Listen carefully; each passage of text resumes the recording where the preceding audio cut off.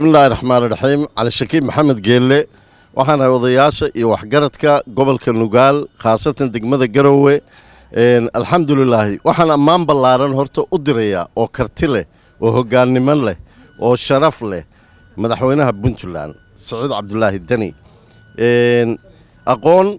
de waa madaxweynaha anigu waa aqaanaa dabcan say soo garamaayo dadku si kale hadhowta ha u qaadanina xaqiiqatan maqsuud baan ku ahayn hogaamintiisa iyo soo jeedinta hadalkiisa dadka meelaha ka hadlaya oo maxaan ku raacay ama telefishinada ama meelayowga ka soo hadlayana waxba looga jawaabi maayo aragtida dadka reer Puntland oo dhan baa qaba Soomaali weyn baa qabta waana ku saxan yahay waana hogaamiye aan u baahanahay waxa soo haray dhibaatada maanta wadanka Soomaaliya haysata uu ka hadlay dadka Soomaaliyeed oo dhan waa u wada digay xilligii ay uga akay dawladii hore ee federaalka 7 bishii Febraayo intii ka dambeysay dawlad federaal ama dawlad Soomaali ka dhaxaysa oo jirta ma jirta ay xaqiiqatan waxaana halka dhigay ninka hogaamiyaha ka ah ninka wadanka 4 sano soo xukumay 4 sano nin doorasho ku diyaarin waayay umana socdo doorasho waa run mana doonayo taasna waa la qabnaa madaxweynaha Puntland Soomaali weynay tashada ama waagi la isku yimaado anagu Puntland baan la yiraahdaa madaxweynuhu fariintiisa waa qaadanay maxaan ku niraahnaay waana ka diyaar garoobaynaa wixii dhibaato ah iyo wixii siyaasad xumo ah oo soo socda isaga la qabnaa shacab ahaan iyo reer Puntland ahaan Soomaalida kalena waxaan leenahay hadda waxa la eedeeyaa mar walba labadii madaxweyne oo ka horeeyay waa run nin xilku u tiriyay ninna ra'iisul wasaare ka dhigay iyagii baa ka baxsan la maalin walba uu gaarsanaya diyaarad ma raaci kardaan iyo fulaan waxay diyaariyeen doorashadii 4 sano nin walba hayay ayay doorashadii kartidooda iyo siyaasadooda ku diyaariyeen dadku waxay dhaan sanad bay ku darsadeen war kuma darsana aqligooda iyo siyaasadooda ayay ku gaareen 6 bilood iyo sanadka ka hadlaysaan oo Shariifka iyo Xasan Sheekh xasha lillaah iyadoo aan buuqdhicina doorashadii waa wareejiyeen nin walba iyaga laftigoodu eed male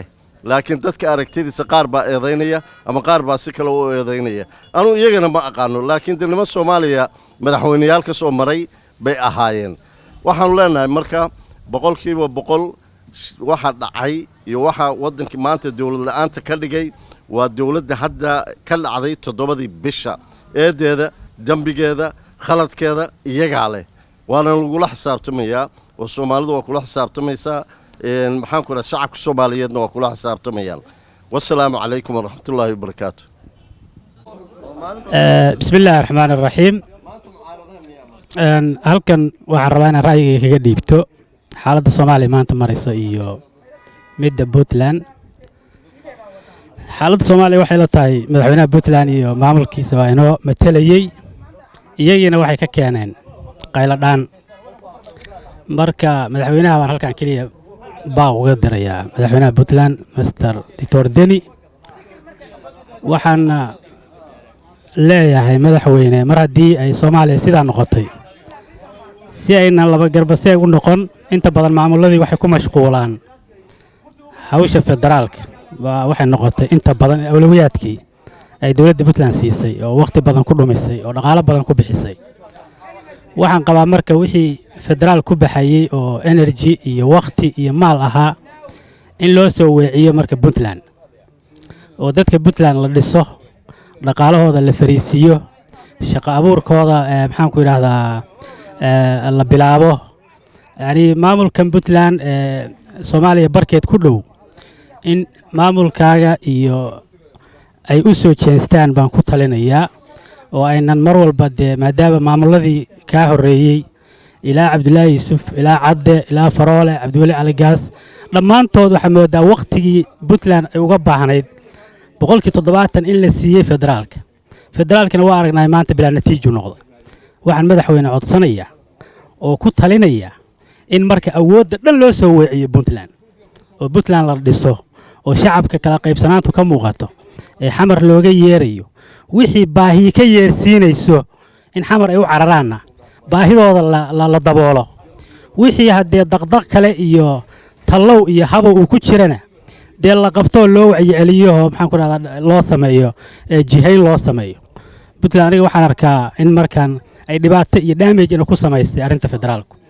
oo dhaqaalaheena ay saameyn ku yeelatay oo amnigeena ay saameyn ku yeelatay oo madaxweynaha iyagii inta uu naga maqan yahay federaalka iyo intuu puntland hawsheeda ku jira ama kala bar noqotay ama tan federaalku badatay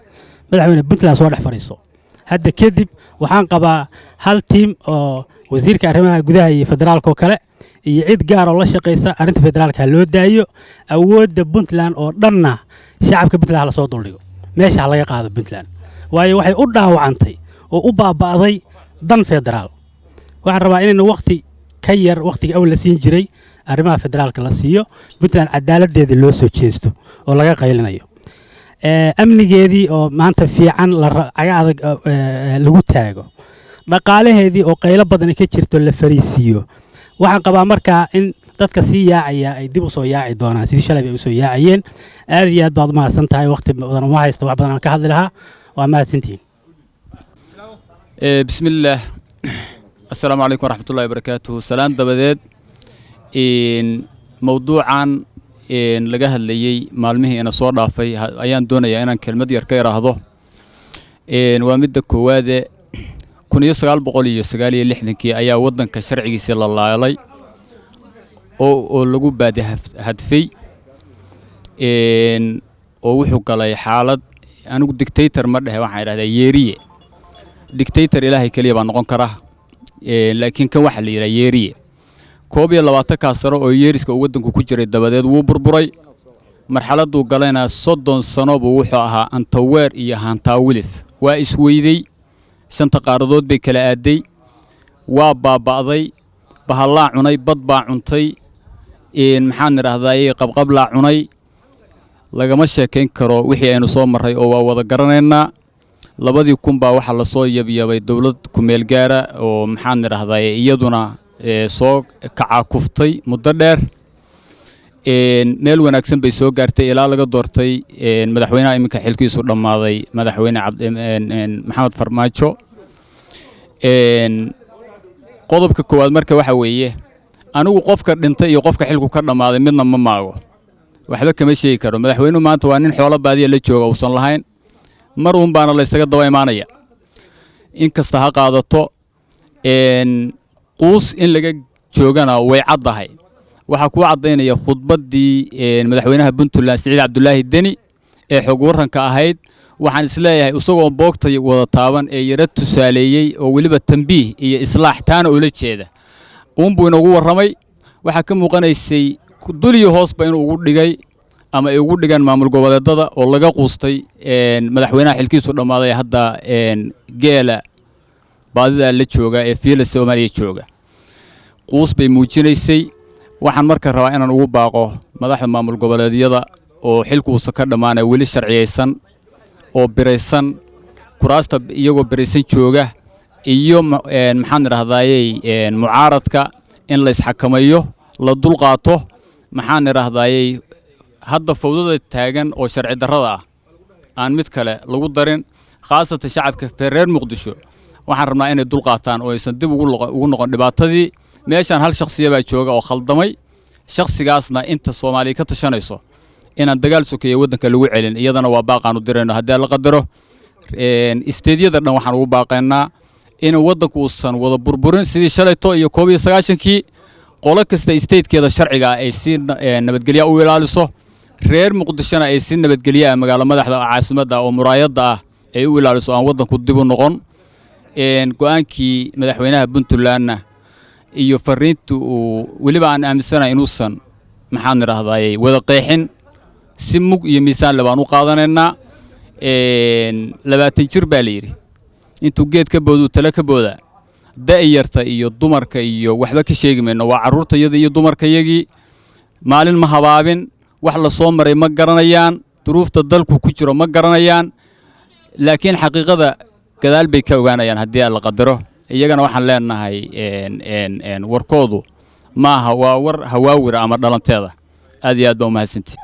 السلام عليكم ورحمة الله وبركاته خطبة عمرة مدحوينها دولة بلدان وجديي خطبة آد وقيمة بنين أيه هيد شعبوينها بلدان أردن والقدير صدي ميلو الباقي شوغان دوني دا سببتو iyo Soomaali weyn sababtoo ah madaxweyne farmaajo 4 sano hadda la soo dhaafay Puntland baan arkay mashaariicda international community ay keeli jireen wuu jaray nooc walba ka jaray mid walba wuxuu ku xiraa shuruud buu ku xiraa hadaa shuruudana siin ma in siinaya waxaas ciyaaladii yararka ay iskuulada dhiganayay wuxuu ka joojiyay shahaadadoodii ciyaaladii yararka ay iskuulada dhiganayay ayuu wuxuu ka joojiyay ardayda iskuulada ayuu wuxuu yiri high schoolkiina ma shaqeynayso shahaadadiisa maxaa la yiraahdaa uu ka joojiyay reer Puntland waa dhibaato reer Puntland u geystay maaha Soomaaliyada kale dhammaan Soomaaliya dhibaato u geystay waxaan leenahay madaxweyne farmaajo xilligaagi waa dhacay expire date baa tahay August 8 bay ku imin February 8 bay kugu ekayd sidaa daraaddeed timekaagu waa dhammaaday waxaan ku leenahay ummadda Soomaaliyeed 20 intaas sano dhibaato ku soo jiray dhaaf ummadda dhaaf annaga buuq uma baahnin conflict community looma baahna waxaan ka codsanaynaa farmaajo ummadda dhaaf allaha aadu leeyahay